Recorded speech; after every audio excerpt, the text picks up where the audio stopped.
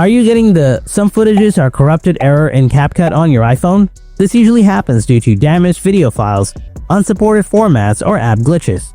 In this video, I'll show you how to fix corrupted footages on CapCut, so let's get started. Before doing anything else, make sure you have a stable internet connection, make sure you haven't moved files or another folder to another folder before saving the projects, and also make sure you haven't deleted files before completing the project.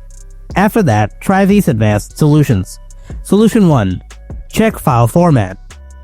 First, make sure your videos or photos are supported formats, like MP4, MOV, JPEG, or PNG. And large files may take longer to load, so try smaller files first. If you're still facing the same issue, then follow the next solution. Solution 2. Duplicate the project. Open up the CapCut app, then tap on the Projects tab below. After that, tap on the three dots icon next to the project, then tap Duplicate. Now try opening the duplicate file. This can help bypass a bug inside the original file. Solution 3. Clear app cache. Open up the CapCut app, then tap on the Profile icon or Me tab.